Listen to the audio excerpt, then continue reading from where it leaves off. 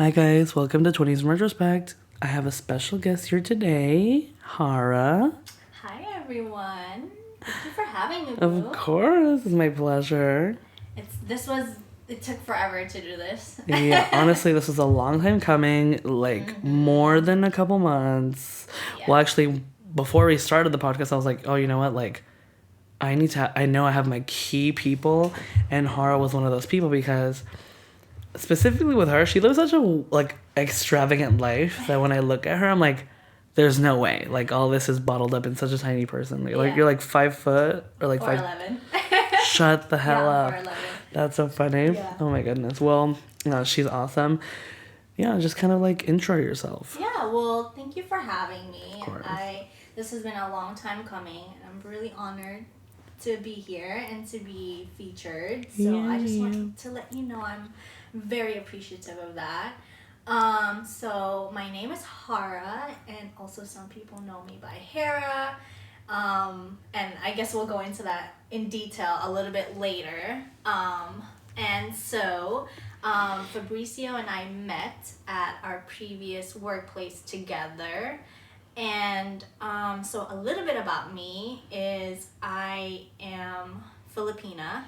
I was born and raised in the Philippines until I was the age of 8 or 9. My father and I came to America in 2006. We moved to Florida and lived there for a decade. And then after I graduated high school, I went away for college. I went to school out of state in Troy, Alabama. So I went to Troy University. I attended for a whole year. And then after that whole year, I moved back to Florida. I finished my associate's degree. And then I took a year off of college.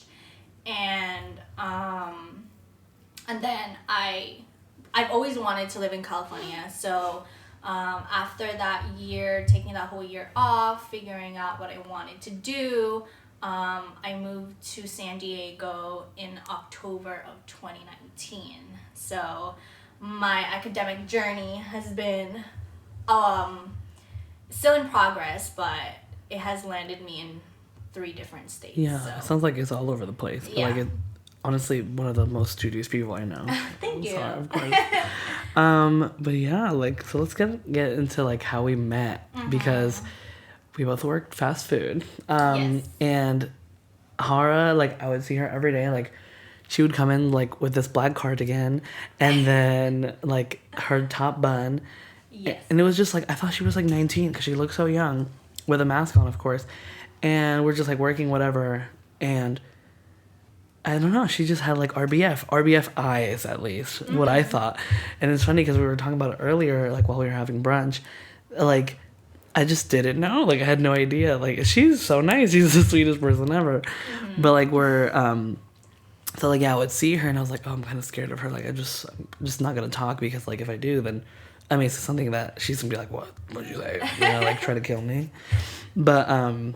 But no, it took one day when she posted on Instagram one time, just a picture of herself in her apartment, whatever. And I was like, wait, I know this place. I was like, are you inside my apartment? Turns out we live in the same complex. Yes. I was like, what? That doesn't even make any sense, but cool. So we work together, we live in the same complex, and I was like, wait, this place is kind of expensive. How do you live here? Because she was working fast food, so I was like, is there something that you're not telling me? Obviously, personal finance, it's, private and stuff. But I was like, I need to know your secret because clearly we have 2 different, methods. Yeah. But yeah, what did you think of, I guess, of me when we were working together? So we were talking about this in brunch, right? Yeah. So Fabricio thought I had the resting B-face. Yeah. And I think due to the mask too, but so for me, working together, I remember my first memory of that was I had just started. I think it was a month that I was in, or a month and a half. When did you start? I want to say August. Okay. 2020, Yeah. but it might be a little later than, I'm just gonna say August. Between August and September. I mean, because I started in October, so yeah, that makes sense. Yeah. If you're saying a month. So, I had just started, and I was always in this one position. That they would put us in. Well, I was back and forth between 1 and 2 positions, and then it was like our peak hours, and then I was, my screen was packed, and I remember I think you were waiting to. I was waiting to do something, and then I like see her screen, and I'm like, I'm gonna go help her. Yeah. So then you helped me. And then you were just so funny and like so bubbly and like just so welcoming and super nice. So I remember your name after that instant because, I was like, oh my God, he's so cool, super friendly. And during that time, I probably only knew like maybe 4 people's name. Yeah. And then I remember yours because you were helping me and everything. And then from that day forward, you were just always so nice. Every time I see you, would say hi to me. And then, I think that's how it really started. And I think we followed each other on Instagram. And then I had posted something, and that's when you asked me, like, hey, do you live in the same community? And then I think we just started interacting from there. Yeah. No, it was so funny because, even though she seemed like she didn't want to be my friend, I still wanted to, like, help her. And then I was like, maybe I'm going to get brownie points for helping. I don't even know. But, so I did, and I don't regret it because she is very nice, obviously. But it was, like I said, like, we would have, like, very small talk, like, here and there at work, and I would, like, mention things and, like, be like, hey, whatever, like, whatever.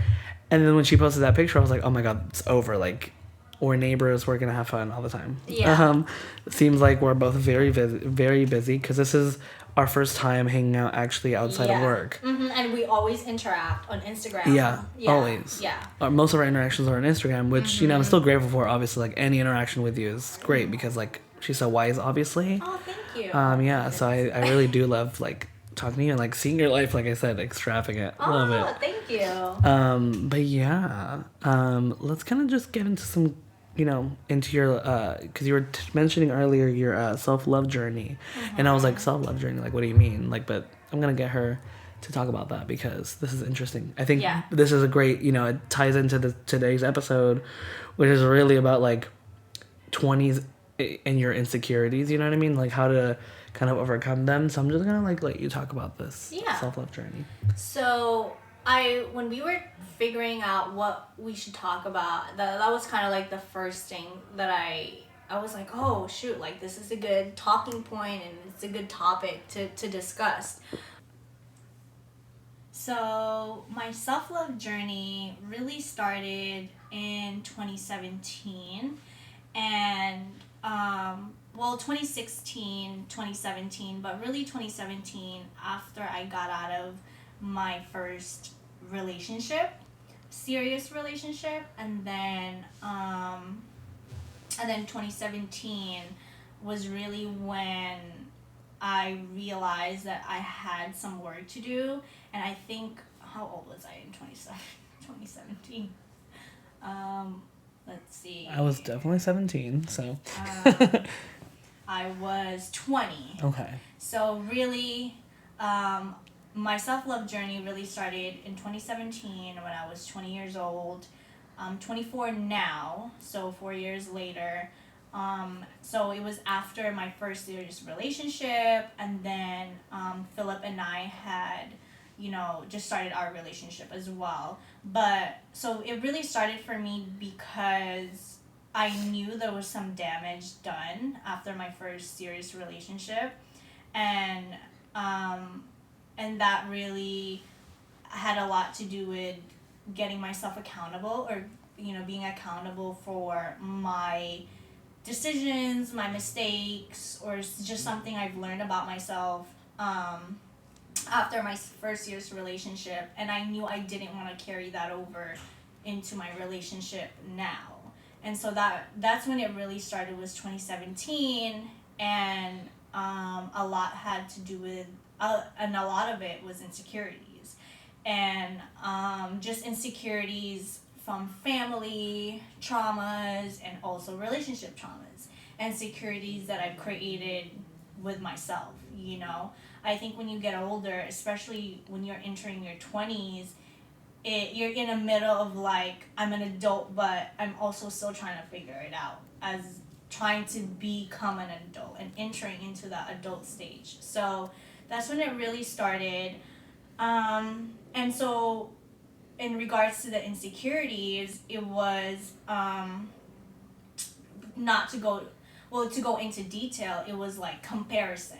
I think being in your 20s in this generation with social media being such a big factor, comparison is really like the thing that I realized that I was constantly doing, not just in my relationship, but like in everything else in my life.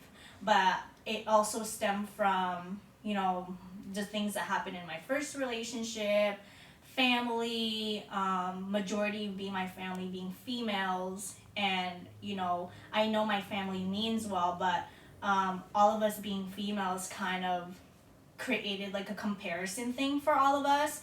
And so that really was something that I realized that kept happening in my life, and not in my relationship, and also like my relationship with myself is like comparing, you know, where I am now or where I want to be compared to other people.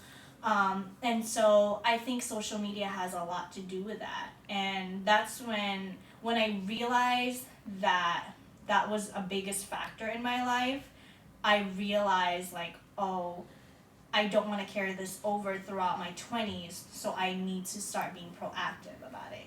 And it hasn't been like a smooth ride, but being in my relationship now and having a partner, not just a romantic partner, but like also a friend at that, is really what helped me be proactive, and also knowing that in my 20s this is the work that I need to be done to be better and to enjoy my 20s and my 30s and my 40s. And so 2017, 2021, it hasn't been a smooth ride, but I've been more proactive more than ever. Mm-hmm. Yeah.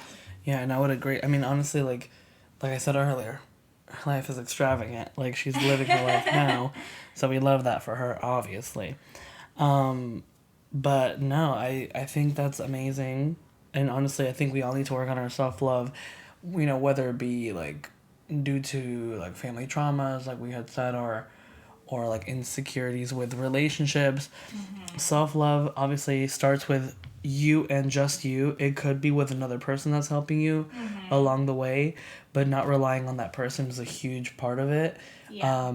I don't know exactly if you had relied on your previous partner, and maybe that's where the insecurity stemmed, but I think that, you know, like usually the journey is with oneself, like by oneself. So yeah, that's pretty much all I have to say about that, at least. Just because for me, I'm still going through my self-love journey. I think that I don't want to say I'm nearing the end, because I think that it's a journey that, you know, lasts forever. Yeah. But I'm definitely somewhere that I can say like I am confident with myself and I love myself, and I'm so proud of the accomplishments that I have, you know, accomplished obviously over the years.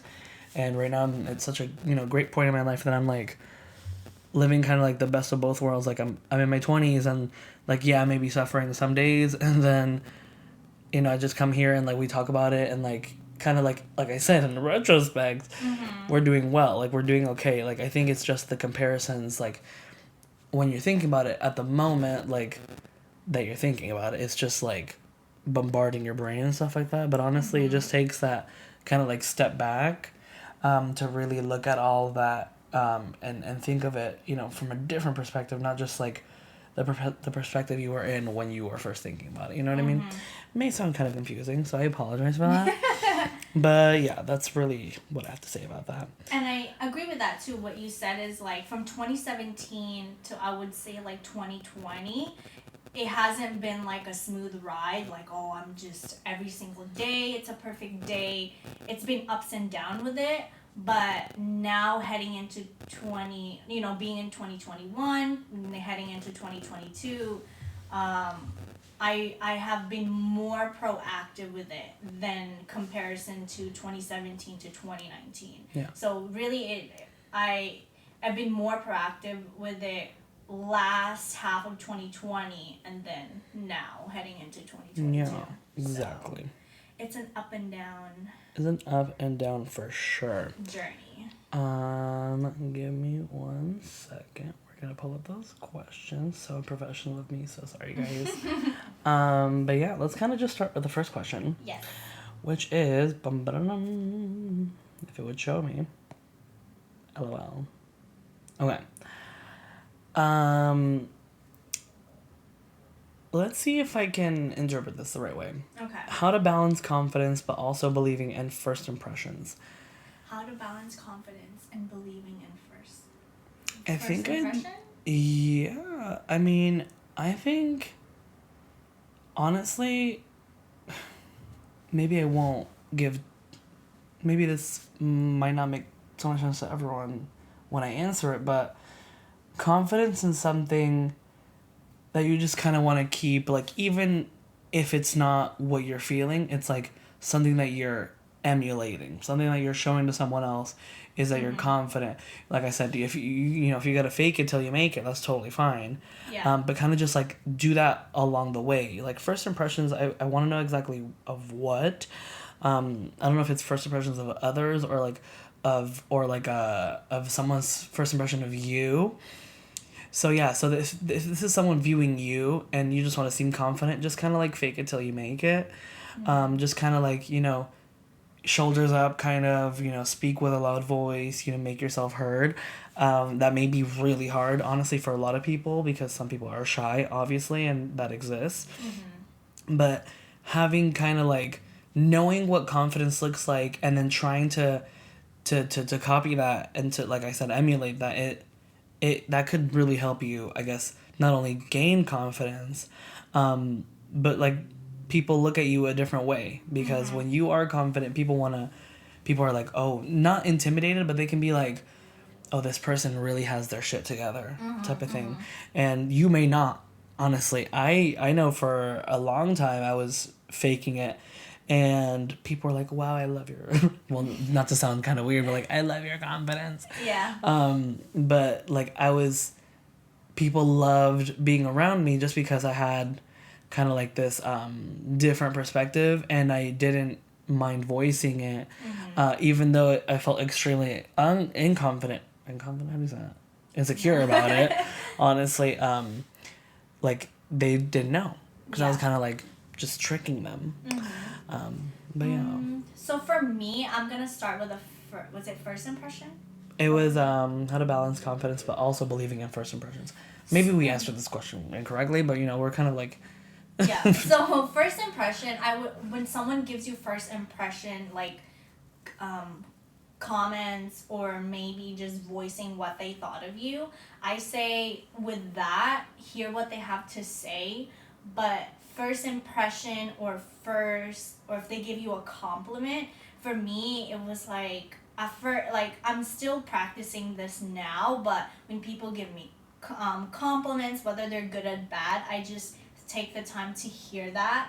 And no matter whether if it's good or bad or if it's positive or negative, however you defined it, I just receive it from their point of view. But at the same time, I think that goes back to self-love and also your confidence level. Like there's going to be some days where you don't feel confident or you don't feel as good as you usually feel, or there are some days where you do feel really, really, really, really good.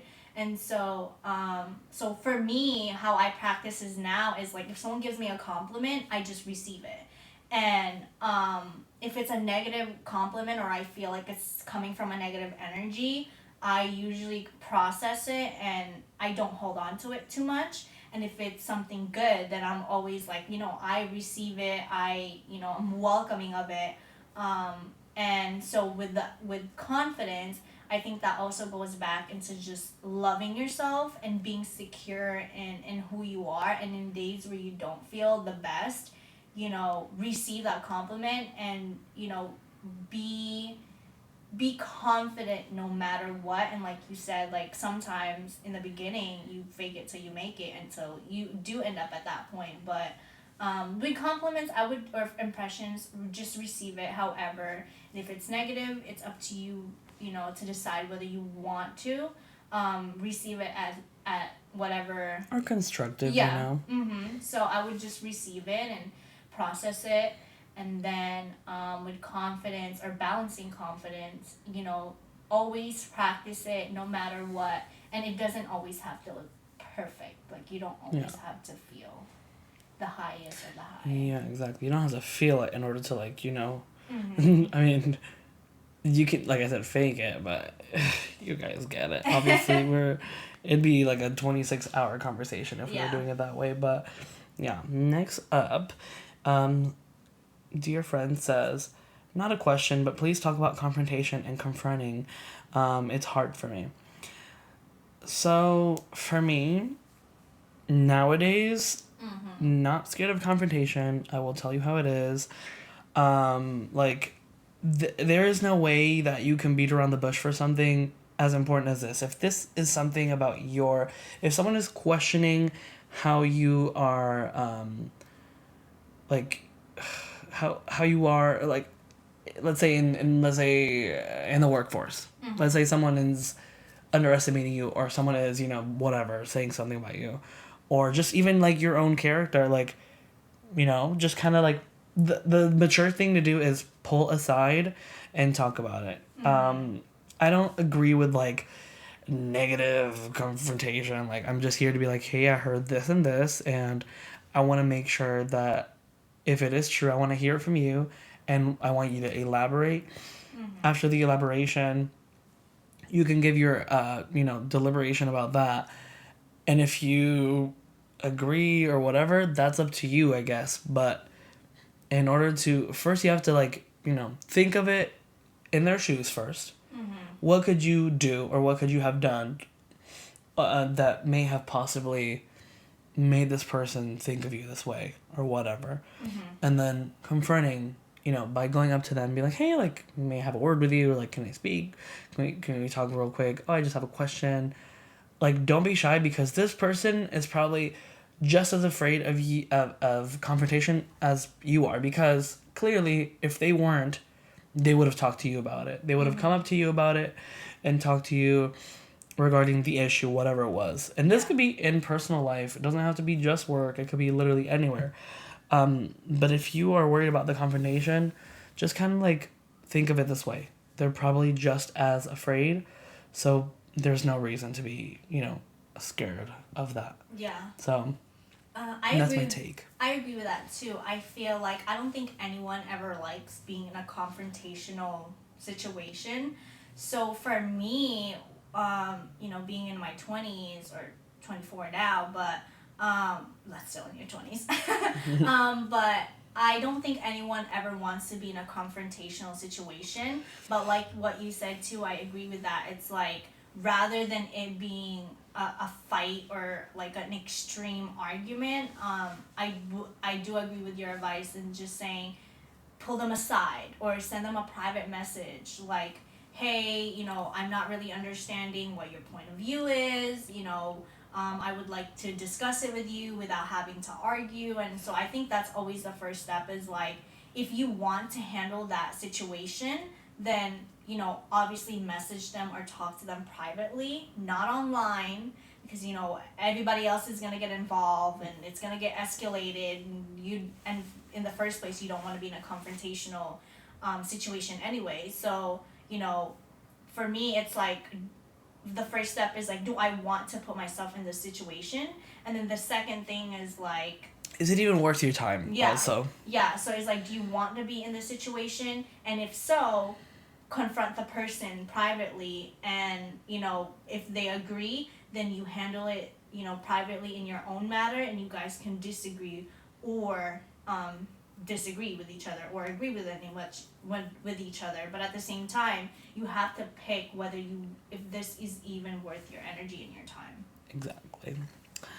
Next question is, do you think social media has played a big part into people's insecurities? We have definitely talked about this before last episode. So please listen to that if you haven't.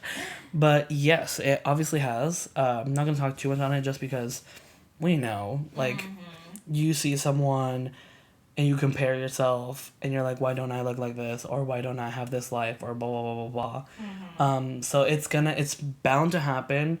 Social media is very toxic. You can choose to be off. You can choose to stay on it. Kind of like knowing who you follow also, because I follow obviously like a lot of like attractive men.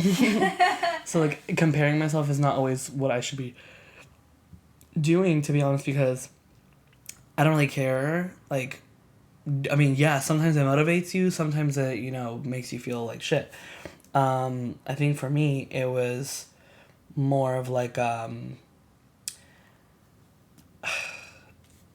it's a deterrent because, like, I know that if I'm on social media, something is bound to make my feelings hurt. But yeah, that's probably what I'm going to say about that. Yeah. For me, well, I think we mentioned it in this episode too, is that, like, I do think social media has a lot to do with, like, people's insecurities. And I think the start of that is, like, comparing yourself to other people or people you know. So with my experience with that, I've definitely had that experience before. And usually what helps me is to kind of have a social media break. I think the longest I've taken myself off of social media is like a whole year, actually. Like, I took a whole year off out of, like, Snapchat, Instagram, Facebook. Oh my gosh, needed. Much needed. And I think the only thing that I had was Pinterest. So I didn't have Instagram, Snapchat, or Facebook, and I just had Pinterest. And so, that's what really helped me. And also, just remember that, like, Instagram is everyone's highlight reel. Like, you don't see when people are crying in there. Like, no one wants to show that, and you don't see when people get into arguments with their partners or with their family. Like, that's never been shown. So I think what we have to realize or remember about social media is, like, majority of the stuff on there are people's highlight reels.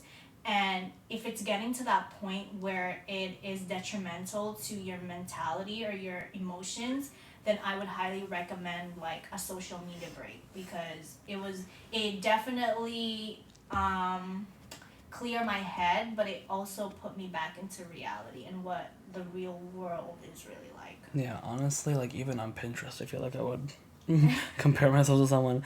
But yeah, I've never been on a social media cleanse. I've never ever done that. Yeah, I would. I should probably do it. It's like the best thing. But then again, I don't feel the need for it, just because I am in a good place where I can look at something and detach. Yeah. I'm detached all the time. Let's be honest. I'm not in someone else. I'm not involved in someone else's life. If you're not paying my bills, I do not care. Yeah. But yeah. Next up, do you think men or women are more insecure in this generation? Honestly, everyone's insecure. That's a good question. And I think that the same amount, probably maybe a little more men, in my opinion. Really? Because they keep it to themselves. As a man, if you guys didn't know, I am a man. Yeah.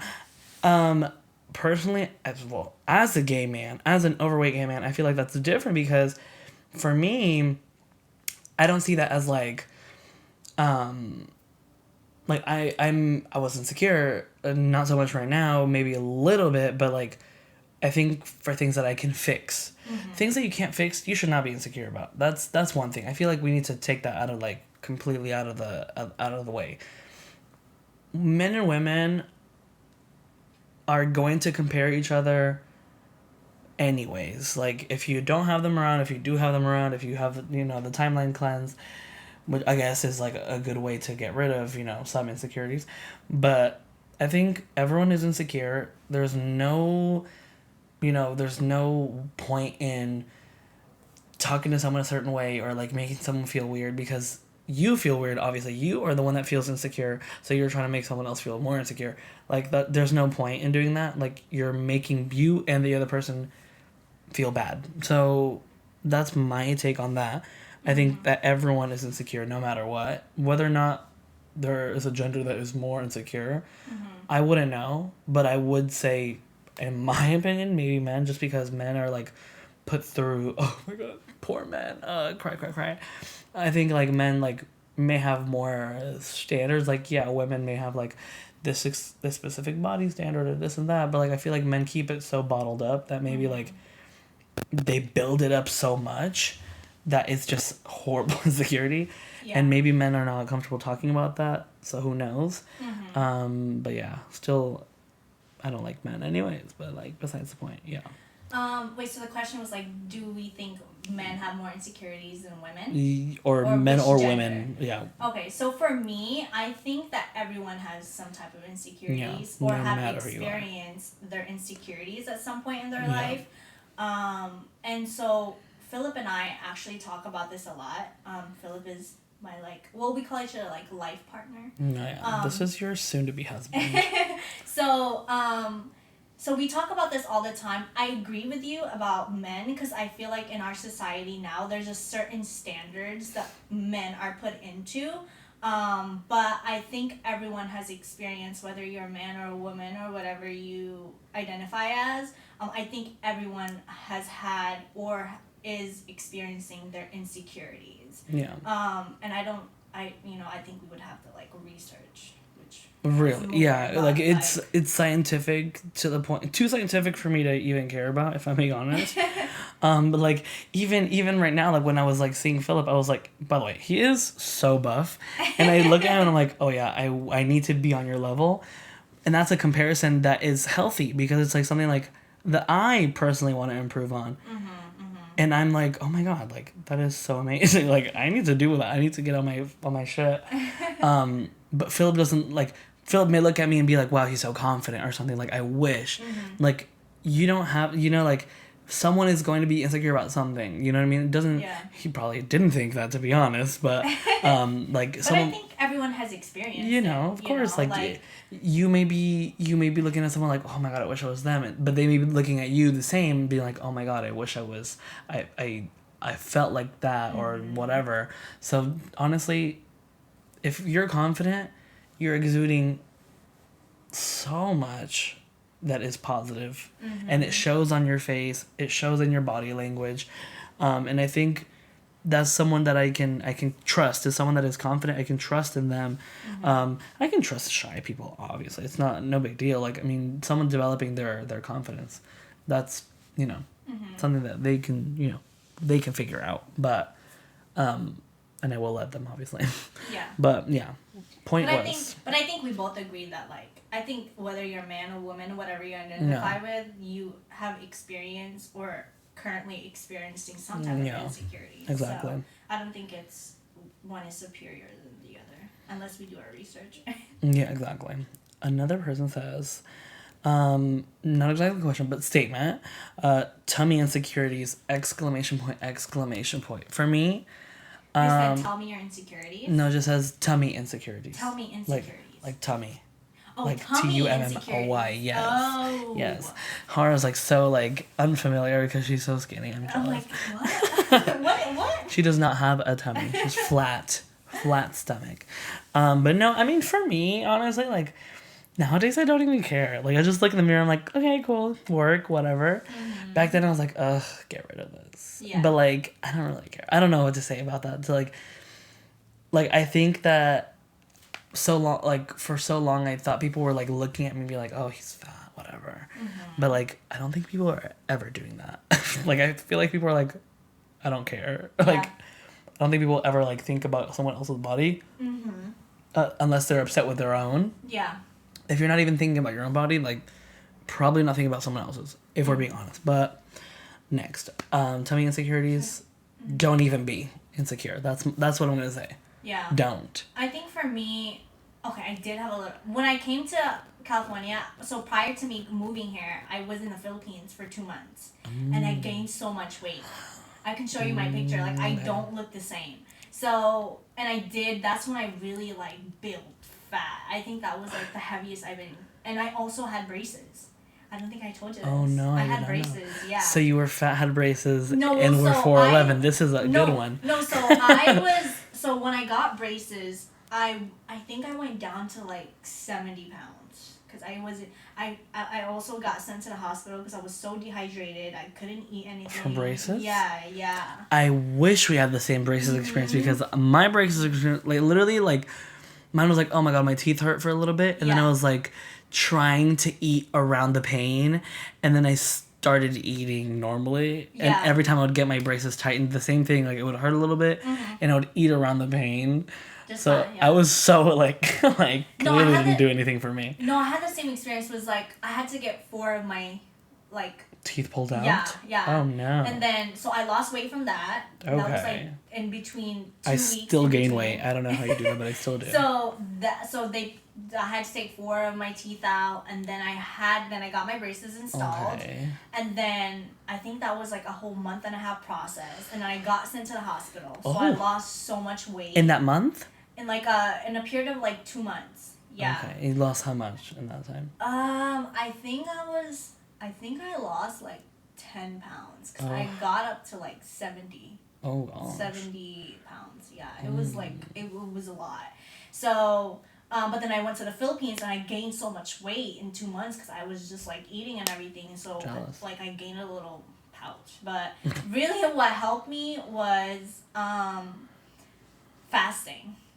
I don't think I talked to you about this, but I fasted. Yeah, but that's a good one. Yeah, so Philip, he has a company called I'm Creature Science, and shout out. And so when I came here, you know, we were trying to like just change my body and everything. And so I fasted, and that was the first time I fasted. So I think the longest was like 3 days. 72 hours. That's a while. Mm-hmm. That's a long time. So I didn't eat anything. I just had hot water, hot tea, and then that really like took out my fat, my cheeks. I should try that. And like my tummy. Yeah. I mean, still like. But, don't be insecure, obviously. Yeah, but don't be insecure. This is someone else's account on what they did in order to like get over that insecurity.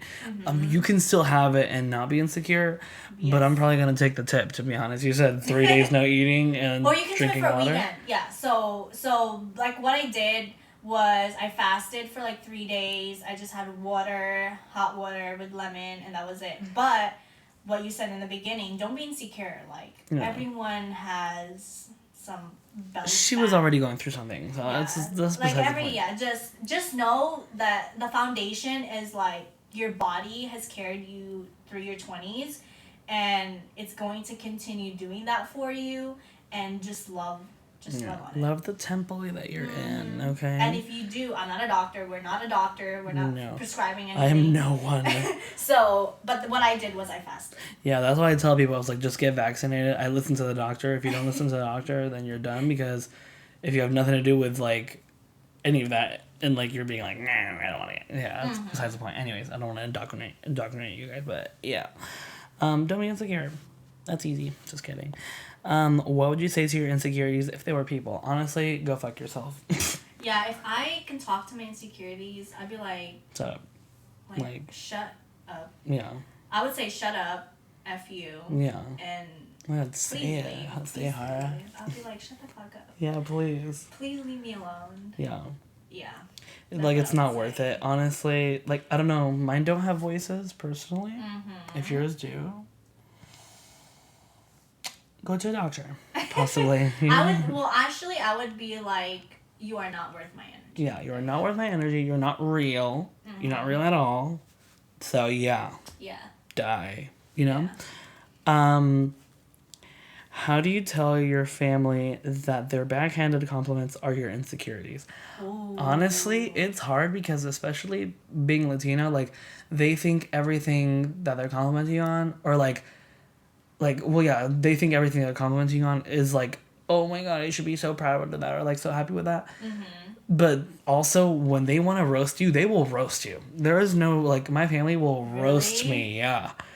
You have gained weight. Oh, just like a full out saying. Yeah, you look awful. I'm like, ugh. Oh my. Yeah, but I mean, they mean well, but they don't know how to express that, because their parents didn't raise them in a way that was like, you know, I feel like it's so different. The generation plus the different country and like this and that, like, that didn't really help them. But yeah, they just don't know how to say things, and that's like where I'm like, damn, bitch. Like, you could have just said, like, let's, you know, go to the gym together. But no, it was like, damn, bitch, you look just fat. full out say it. Yeah, I'm like, okay. It's like no filter. Yeah. So in my culture, being Asian or specifically Filipino, same thing as your culture too, is like they'll just flat out say it. And also, yeah, they'll flat out say it, but I know they mean well at the same time. But I think what you said about like the different generations, I feel like the generation prior to ours was about survival, and then like I think with our generation, it's a little bit more self-reflection based, I feel, and or self-expression. So for me, I kind of grew out of that. Yeah. You know? Like, I think for me, it was like, I knew they mean well, but it can get you, but at the same time, I just kind of outgrew. Yeah. I kind of listened to it and then forget about it. Because you need to be self-aware, like, of everything. And, like, as far as, like, how you feel about yourself, this is where kind of the self-love comes in. Because, like, if you know you love yourself and your family says things that you don't like and that are your insecurities, just kind of, like, forget about it. Because not only do they not know that it is your insecurity, but they mean well, you know? So just kind of, like, I don't say excuse it because that's not excusable. Yeah. If you need to talk to someone and they don't care about it, if they don't show, you know, that they care about you or the way you feel about that, that's on them, and you can choose whatever you want to do with your life. You don't have to surround yourself with them or anything. Yeah, so I agree with that too. I think it's just like knowing who you are and loving yourself, but at the same time, like, if you want to confront it, then, you know, I think from the previous question is like, is it worth your energy? But I think for me, with my family, it's just like, I know they mean well, but I'm not choosing to deal with it, if that makes sense. Yeah. You're just not even like I mean, it affects me for sure, but I don't really put so much energy into it. Like, I'll feel it and then I'll get over it. Yeah. There's different ways you can go about it. Honestly, I don't have all the science in the world. Like I said, I may not be the best person to ask, but, like, I'm here to give some good advice sometimes. My perspective. Yeah. Do you believe plastic surgery will heal folks from insecurities? Ooh. You know, for some people it has. Like, if let's say your nose is an insecurity, you get a nose job, and it's a good nose job, then maybe that will. But I think you should learn to love it, you know, how you were born. I think there's some cases where I would, like, be like, you know what, if you want a nose job, go ahead. Because sometimes I've seen schnozzes, so, like, it really depends on the person. I wanted to get a nose job personally. I wanted to. Really? I don't think anymore. I think I did too in middle school. I probably, you know, I still will. I don't say I still will get one. My nose is kind of crooked, so. Huh? Yeah. Do you see that? I see it, but it curves. But I didn't notice it until you pointed it out. Yeah, it pisses me off because when I look in the camera, one side looks good, but the other does not. Or I think it doesn't, but it looks good. I didn't honestly notice it until you just pointed it out. That's what I'm saying. Like, people don't even care about you and how you look. Sorry, I keep spitting at the mic. But yeah. Okay, so for me, I've definitely thought about getting plastic surgery, and still sometimes it creeps up in my thoughts.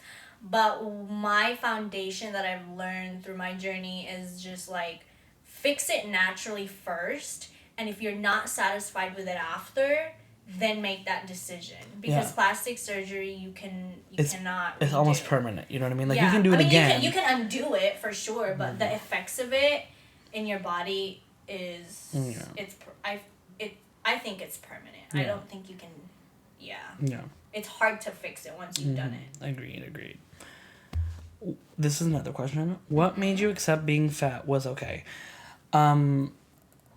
So, specifically for this person, I don't think I'm okay with being fat. I think I'm okay with being being me. Yeah. Being fat is not a part of me. Like, it is. I love how you put that. It's maybe it could be a descriptor, but it's not who I am. Like, You know what I mean? I don't know. I always like joke like, yeah, I'm fat, well, you know? But like, that's not who I am as a person. I'm not fat. Like when you describe me, you're not gonna be like, oh, fat, you know? Like you say like whatever, you know, whatever actually describes my being. But will I like do I want to lose weight? Yes. Do I care to do it right now? No, but I also want to do it. But like it's not something that I think it takes me so much to do it just because not that I'm okay with being fat, but like I said, I love myself no matter what. And you know, so like I probably will do something about it at some point and I want to probably do it before it gets too late.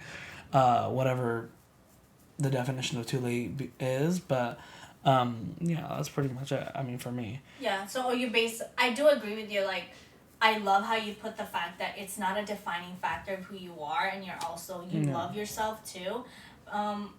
For me, my struggle was like I was always quote unquote so skinny. Yeah. But knowing the fact that you can change your body should give you some comfort. Like what you said, like if you want to go to the gym or do something about it, just know that your weight doesn't define who you are, and it's not a defining factor who you are. If you're you can always change it. If you're happy with how you look, that's one thing.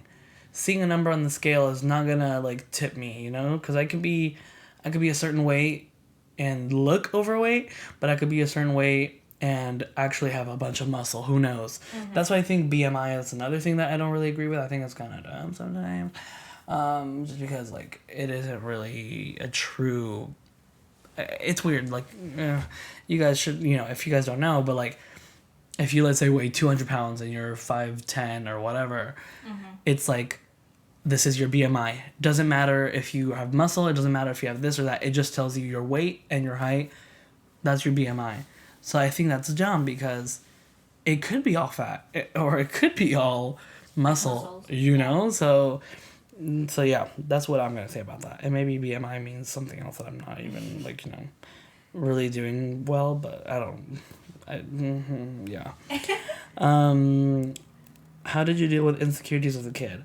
Honestly, as a kid, I don't really think I had any. Like, yeah, maybe I was the chunky one of the friend group or whatever, but I don't think anyone ever thought that of me. Like would you say you don't think you thought about it so much when you were younger? Yeah, I mean, I knew what I looked like and I looked a little different, but I don't think I cared until, you know, later on when people like probably mentioned it, or like when it became such a big topic, like, oh, I don't fit the same clothes that you do, or like I don't fit, you know, but I don't think I cared as a child. I think for the same for me too. Like I've always heard that, oh, you were like so skinny and everything. So as a child, I don't think I ever thought about it as much. But now, like going into your teen years, I think that's when I started like recognizing it more. But as a child, I don't think I ever thought about it too much. Do you project a certain image so others won't pay attention to your insecurities? Honestly, yes and no. It depends what it is. Like, let's say I start a new job and I don't know, let's say I have to talk to customers or something, and I may not know everything about what I'm doing. I kind of like pretend I know, and they think that I know because I'm faking it. So you're saying you would fake it till you make it? You kind of fake it till you make it. It kind of goes back to what we're talking about. Like, so yeah, I just show an image which is like a confident person that knows what they're doing, but in reality I may not know everything. So that's my take, at least. So for me, I think... Wait, what was the question again? Do you project a certain image so others won't pay attention to your insecurities? I don't project a certain image. I know, like, when taking pictures or whatever, I know my angles and everything. Yeah, that's so true. It's not so much about, like, projecting a certain image. It's just knowing what works. Sorry, you guys heard my knee pop. It's just knowing what works for you. Yeah. So I don't think I project a certain image. I just think I know what works. I just know what works for me. Yeah. And I can make myself look however I'd like. Mm-hmm. And that's not, yeah, and that's not because of an insecurity. It's just because I like the way I look like this. Mm-hmm. Or I like the way I feel when I do this. Yeah. So, yeah, that could make sense. That could not make sense. Who knows? Whatever you think, guys. Honestly. It says, what is the craziest thing you did this year? Honestly, I like that question. I don't know. I don't really know, and I don't know. What about your trips? Trips. Well, I went to Cabo. You know what? That might have been the craziest decision I made because it was such a last minute trip for me. I wasn't planning on going. It was just my aunt and some family friends. Mm-hmm. And then all of a sudden, my aunt was like, "Do you want to go?" And it was literally like a week before the trip. Really? And I was like, so that's not that unexpected. Yeah. But like it is slightly unexpected, It is. you know? So I had to like ask for a request of time off and stuff and whatever. Yeah. But like I made that decision to leave like that. And I hadn't gone yeah, I've never been to Cabo, so I was like, whatever, let's go. And she has been several times, so I just followed her. Yeah. But She it was like, cute. a spontaneous Yeah, it was trip. kind of spontaneous. I don't think that's the craziest thing, honestly. That's the first thing I could think about. Mm-hmm. Another crazy thing, like maybe crazy, is like leaving my previous job as fast as I did because I was like ready to stay there for a long time. And to me it sounds crazy because I've been there. I had been there at that point for like a year when I got my new job, and I was like I did not plan on applying anywhere, and this was very like out of the ordinary for me. I wanted to stay, but I don't know what came over me, and I just like applied to this new job, and then I like it more. So Yeah. maybe that's another crazy thing. I think your life is crazy. The fact that you're alive every day. Yeah. If you are alive. So I think the craziest thing is what I did recently. So Philip and I, we did a cross-country trip from Florida to California. I think that was the craziest thing, but one of the most rewarding experience I've ever had. Because just getting to see different states was a really good experience and such an eye-opening experience. So I think we traveled for, I want to say we got on the road. So we were on the road total like 2.5 days. Oh. Yeah, God. and we had like 4 hours of sleep every single night. No. Yeah. So I think that was the craziest. Yeah. So we left. So Florida, and then we stayed in Florida for 2 days, stayed in Alabama for 2 days. We traveled the 21st, I want to say, and then got home the 23rd.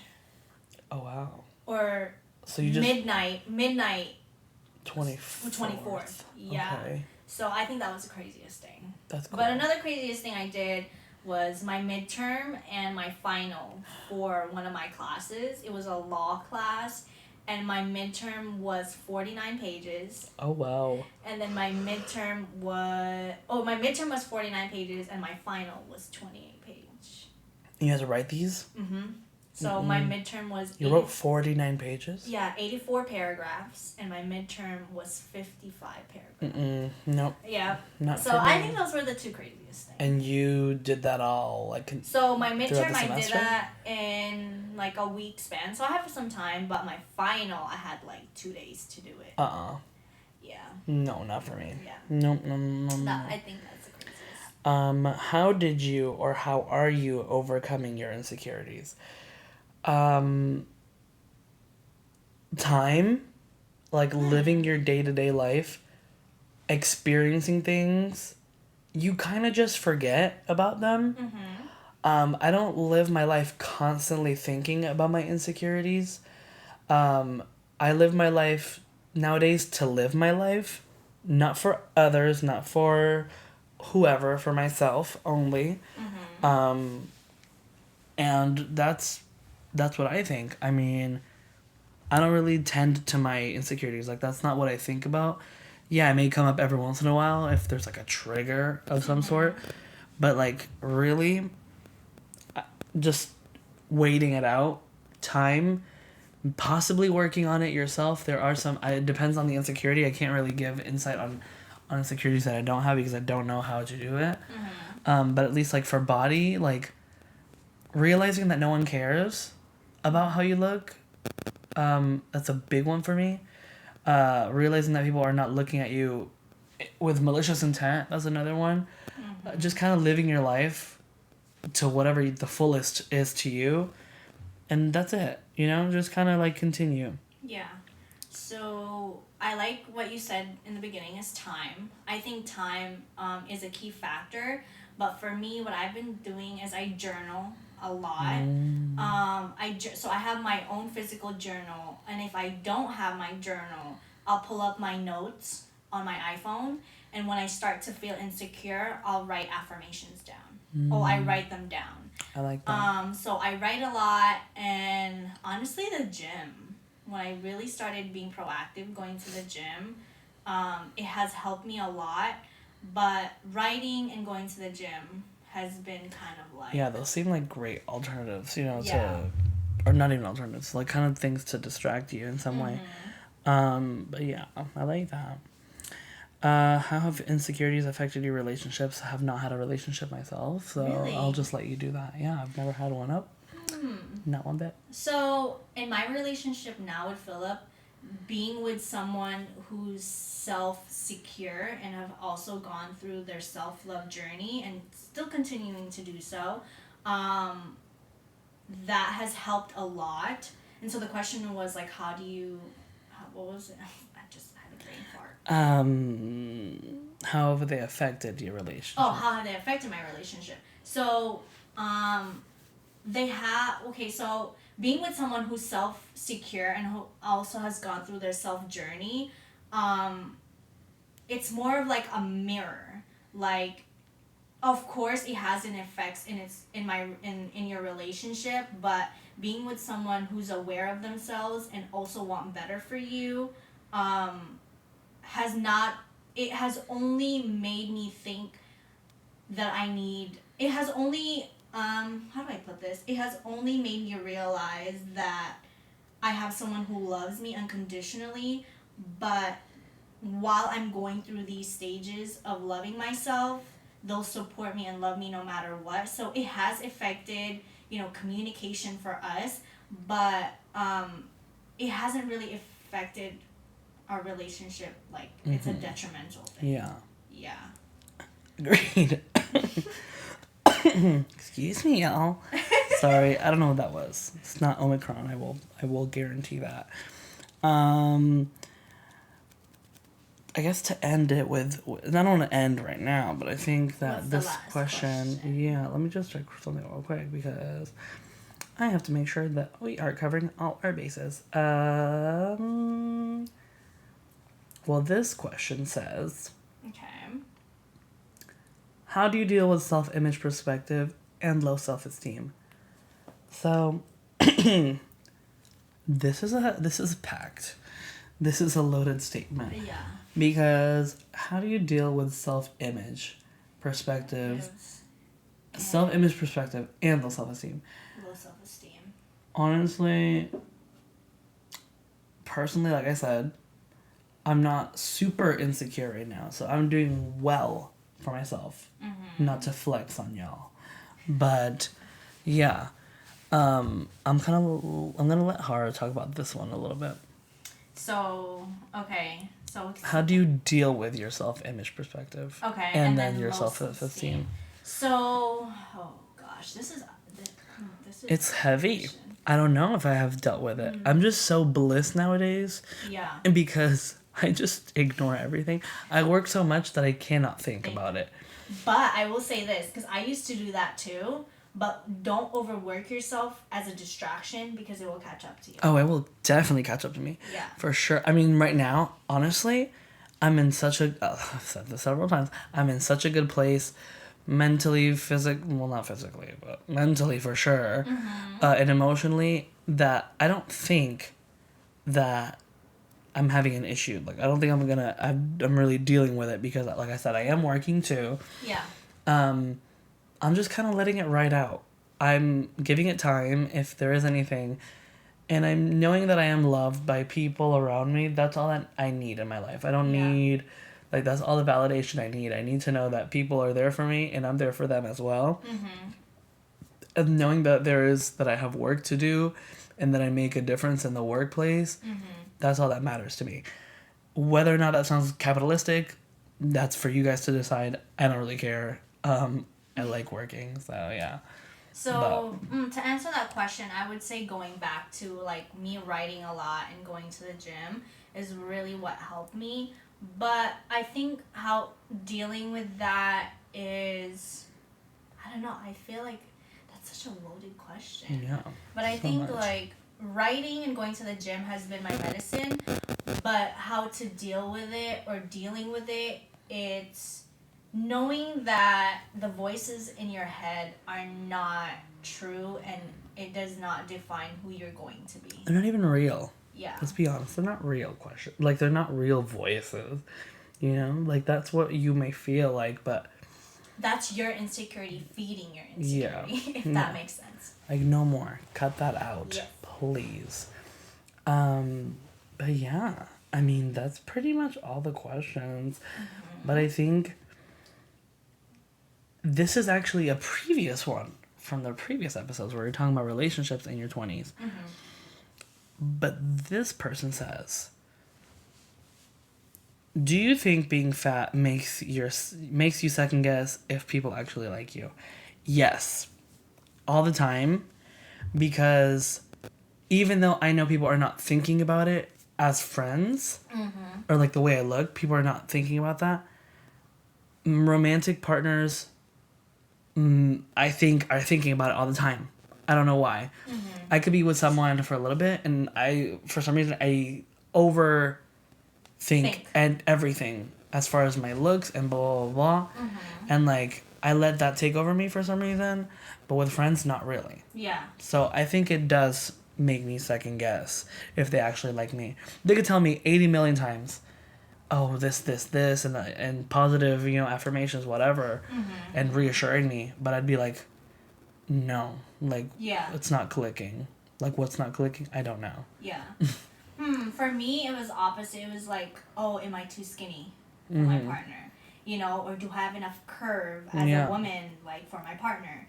So, for me, so with that, I have experienced that, and some days I do experience it, but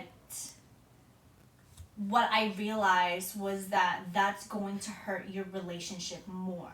Yeah. Because your partner chose you for a reason. Yeah. And although that you might think that you're overweight or too skinny or whatever, that is you kind of picking apart your weight, whether you're too skinny or whether you think you're fat, I think is only doing detrimental effects to your relationship if you feed it so much more because your partner chose you for a reason. Yeah. Another thing I have to say about that is, like, if you are dating someone and then all of a sudden, like, you gain weight or lose weight or whatever, and they don't like that, this person is not for you because why are they... They should be there for your personality, first of all. But there's a lot of people on, like dating apps that are like, I prefer this. I prefer fit guys. I prefer this. Blah, blah, blah, blah. First of all, go fuck yourself because you don't want to listen to anyone talk before you actually get to know them. You want to see them. You want it to be pleasing to your eyes first. You know what? How about I talk to you and I'm like, I don't like fit guys. Fuck off. But, like, I think since fit is the standard, like what people should want or whatever... Bullshit. Like, I don't think so, but do your own thing. Like, this person doesn't like you for who you are, then no, next. It'd be different if they were like, I am worried for your health. Yeah. Because that's something that they are worried for you and they want you to be here as long as possible. Your health is important to them. That's good. Your looks, not so much. Yeah. I think for me is like, if you're with someone who's bullying you rather than loving on you and encouraging you to change, that's a big red flag. But if your partner is coming to you with love and like care, like, hey babe, you know, I'm worried that you're gaining weight or losing too much or whatever it may be, I think if it comes from a loving place, then, you know, that person is definitely has your best interest. But if there's someone who's like bullying you, you know, then that's definitely that's a big red flag. Bye. You know what I mean? Yeah. But yeah, guys. So thank you for listening. Thank you, Hara, for being here and for being amazing. Thank you. Thank you for even having the time for me today. Because this morning I woke up and I was like, OMG, like, what am I gonna do? Like, I don't have my guest. I am just going crazy. Like, and you guys know I'm trying to alternate and everything. But Hara was so down this morning. We had brunch. Yes. It was delicious. We spent the whole day together, I think. Pretty much. Oh my goodness. Yes. Yeah. Since like a good like 11:30 or something. Yeah, it's like 6 p.m. But yeah. No, she's the best. Thank you so much. Well, thank you for having me. I'm so honored. Yeah. And I would love to do this. Thank you. Yeah. Well, I hope you listen next week, and whoever's gonna be here next week, doesn't matter. You guys are gonna love them anyways, right? But so yeah. Awesome, guys. Well, have a good one. Bye. Bye.